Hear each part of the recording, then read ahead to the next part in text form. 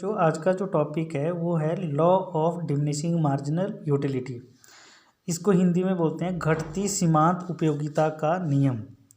इस नियम के अनुसार अन्य बातों के समान रहने पर जैसे जैसे कोई व्यक्ति किसी वस्तु का उपभोग करता है वैसे वैसे उस वस्तु से जो प्राप्त होने वाली सीमांत उपयोगिता है वो घटती जाएगी। अर्थात जैसे ही कोई व्यक्ति एक के बाद किसी वस्तु के यूनिट्स को कंज्यूम करेगा तो उस वस्तु से जो उसे सीमांत उपयोगिता प्राप्त होती है वो हर यूनिट के बाद कम हो जाएगी।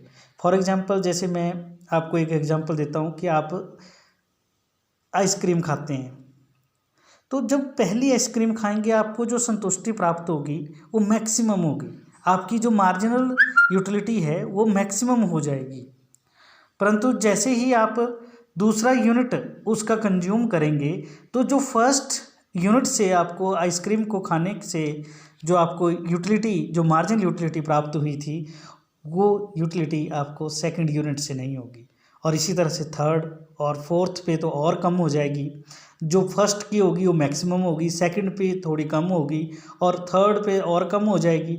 मतलब हर एक यूनिट के बाद उस वस्तु के लिए जो आपकी सीमांत उपयोगिता है वो कम होती जाएगी। और इसी नियम को कहते हैं law of diminishing marginal utility. इस नियम को सर्वप्रथम एक प्रसिद्ध अर्थशास्त्री हुए हमारे, उन्होंने गोसेन था उनका नाम, और इसलिए इसको गोसेन्स फर्स्ट लॉ भी कहते हैं हम यूटिलिटी का। अब जैसे for example units of commodity हैं तो फर्स्ट यूनिट से आपको मैक्सिमम यूटिलिटी प्राप्त हुई 10।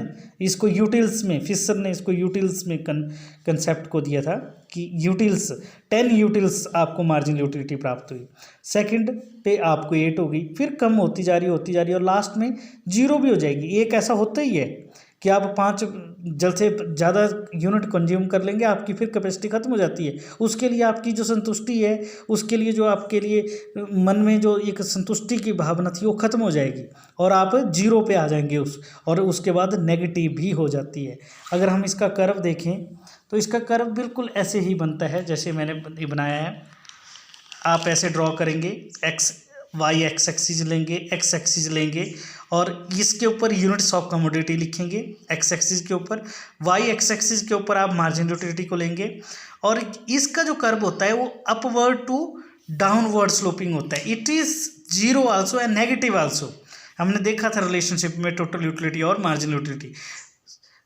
शुरू में ये पॉजिटिव होती है, कम हो रही है बट पॉजिटिव होती है, और वन टाइम एक ऐसा वक्त आएगा जब ये 0 हो जाएगी और फिर इट बिकम नेगेटिव। अब जो मैं सेकंड लॉ बता रहा हूँ, law of equi marginal utility. Equi marginal utility it is also given by Gossen's और that's why it is known as Gossen's second law. सम सीमांत उपयोगिता का नियम। यह नियम हमें क्या बता रहा है? इस नियम के अनुसार एक उपभोक्ता अधिकतम संतुष्टि प्राप्त करने के लिए अपनी आय को विभिन्न वस्तुओं, मतलब इसमें एक वस्तु का जिक्र था इस लॉ में, परंतु अब जो है विभिन्न वस्तुओं का, 2 या 2 से अधिक भी हो सकती हैं। मतलब अपनी आय को इस प्रकार खर्च करेगा कि जो उससे विभिन्न वस्तुओं से जो उसको संतुष्टि प्राप्त होती है वो समान रहे। अंतिम वस्तुओं पर इस प्रकार व्यय करेगा कि प्रत्येक वस्तु पर खर्च की गई रुपए की अंतिम इकाई से समान उपयोगिता प्राप्त होगी उसको। इसे गोसेन्स सेकंड लॉ भी कहते हैं। अब जो बड़ा इंपॉर्टेंट इस चैप्टर का मेन इंपॉर्टेंट क्वेश्चन है उपभोक्ता संतुलन, जिसको हम इंग्लिश में बोलते हैं कंज्यूमर इक्विलिब्रियम।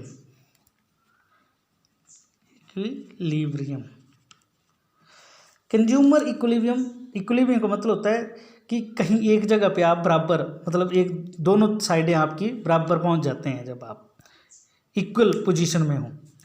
उपभोक्ता संतुलन से अभिप्राय है जब एक उपभोक्ता अपनी निश्चित आय को इस प्रकार खर्च करे कि उसे अधिकतम संतुष्टि प्राप्त हो। मैं इसे भी ऐसे भी कह सकता हूं कि when a consumer spend his money income in this way he get maximum satisfaction from the commodities। जो उसको मैक्सिमम संतुष्टि मिलेगी उसको कंज्यूमर इक्विलिब्रियम कहा जाएगा।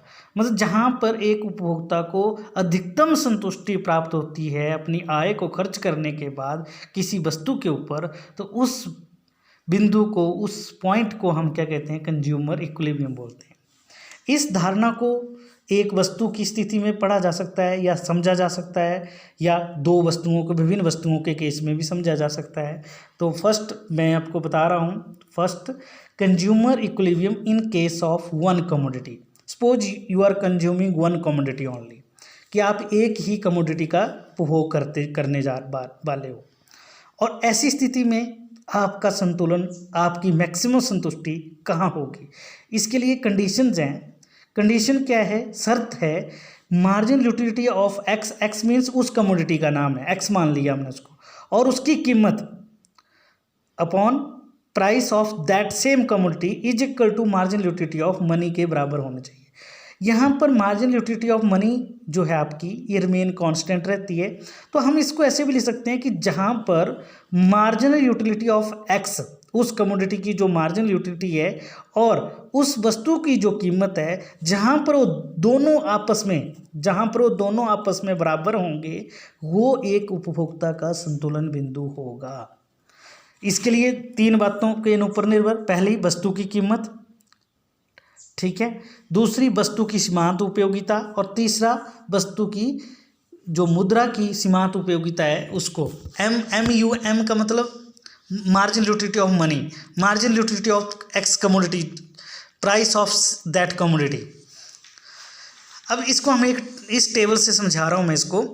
जैसे सपोज करो you are consuming a commodity, इसके यूनिट्स दिए मैंने, यूनिट्स ऑफ कमोडिटी हैं 1 2 3 4 5 6, और इसकी यूटिलिटी है। जब आपने पहला, सपोज करो वो कमोडिटी 5 रुपए की आती है, उसकी कीमत कितनी है, 5 रुपए की है। जैसे आपने सपोज करो एक बनाना ही कंज्यूम कर रहे हो और 5 रुपीज़ का आता है वो।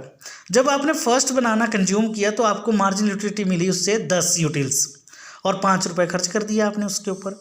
अब आपकी इच्छा थी एक और, आपने सेकंड यूनिट उसका लेना था, तो सेकंड यूनिट परचेज करने के लिए 5 रुपये और पे किए, और आपको जब यूटिलिटी मिली उससे, जो अब नियम के अनुसार कम होती जाएगी, तो अब आपको यूटिलिटी जो उससे मार्जिनल यूटिलिटी मिली वो 8 यूटिल्स हुई। अब नेक्स्ट द थर्ड यूनिट आपने उसका परचेज किया, again you are spending 5 rupees, आपने फिर से 5 रुपये उसके ऊपर दिए, और अब आपको जो यूटिलिटी मिली वो मिली 5 ओनली, 5 रह गई आपकी।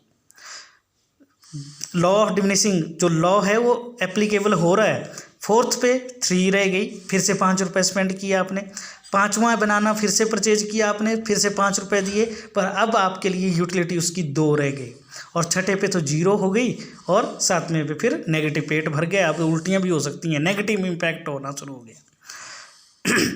अब आप देखें इस नियम के अनुसार मैंने कहा कि जहाँ पर मार्जिनल यूटिलिटी ऑफ उस कमोडिटी की यूटिलिटी और प्राइस बराबर होंगे, अब आपको थर्ड यूनिट पे ऐसा मिल रहा है जहाँ पर मार्जिनल यूटिलिटी ऑफ एक्स भी आपस में बराबर है और प्राइस भी उसके बराबर हो रहे हैं। इस पॉइंट को हम क्या बोलेंगे, consumer equilibrium. It is a point of consumer equilibrium. ये एक उपभोक्ता का संतुलन बिंदु है। क्यों? क्योंकि यहाँ पर marginal utility of X and prices of that commodity both are equal to each other, that is the point of consumer equilibrium. It is also explain with the help of a diagram. इसको हम एक रेखा चित्र से भी समझ सकते हैं इस कंसेप्ट को। जैसे वाई एक्स एक्सिस के ऊपर आपने मार्जिनल यूटिलिटी ऑफ एक्स लेना है और उसकी प्राइस लेने हैं, उसकी प्राइसेस को लेना है, प्राइस एक्स लेने, और एक्स एक्सिस के ऊपर आपने यूनिट्स ऑफ कमोडिटी लेने हैं। अकॉर्डिंग टू द लॉ आपका मार्जिनल यूटिलिटी का कर्व डाउनवर्ड स्लोपिंग होगा, बना लो, ठीक है। प्राइस आपका फिक्स है, फर्स्ट यूनिट भी 5 रुपये का आता है, दूसरा भी 5 का आता है, तीसरा भी 5 का आता है, चौथा भी आपका 5 रुपीज़ का है, 5 इस तरह से ही है। तो इसका जो कर्व होगा इट इज़ हॉरिजेंटल कर्व। ये जो कर्व बनेगा it is horizontal to X axis, इस तरह से बनेगा, और इसको हम बोलेंगे प्राइस लाइन या प्राइसेस ऑफ एक्स जो कर्व बना। अब जहाँ पर ये दोनों कर्व इंटरसेक्ट कर रहे हैं, कहाँ पर कर रहे हैं, ई पॉइंट के ऊपर। कहाँ पर? यहाँ पर कम, मतलब आपस में एक दूसरे से बराबर हैं। यहाँ पर आपकी मार्जिनल यूटिलिटी और price of the same commodity both are equal to each other 5 5, दोनों की वैल्यू, इसकी भी वैल्यू 5 है और इसकी वैल्यू भी 5 है। तो that is the point of consumer equilibrium. इसको हम क्या बोलेंगे, उपभोक्ता का संतुलन बिंदु कहेंगे। उपभोक्ता संतुलन ये कहा जाएगा, कंज्यूमर इक्विलिब्रियम इसको कहा जाएगा। ई पॉइंट के ऊपर आपका इक्विलिब्रियम है। क्यों? क्योंकि मार्जिनल यूटिलिटी ऑफ एक्स और प्राइसेस ऑफ द एक्स दोनों बराबर है। इस तरह से ये आपका टॉपिक है, ये आपका इम्पॉर्टेंट कंसेप्ट है। नेक्स्ट वीडियो में मैं आपको इन केस ऑफ 2 कमोडिटीज़ वाला केस बताऊंगा कि इन केस ऑफ 2 कमोडिटी एक उपभोक्ता कब संतुलन में होता है, उसको भी हम with the help of table और डायग्राम से समझेंगे और शर्तों को भी समझेंगे। आपको अगर अच्छा ये वीडियो को अच्छी तरह से समझना है, जो भी क्वेरीज होंगी आप पूछ सकते हैं, और अगर अच्छा लगे तो शेयर भी करना और लाइक करना।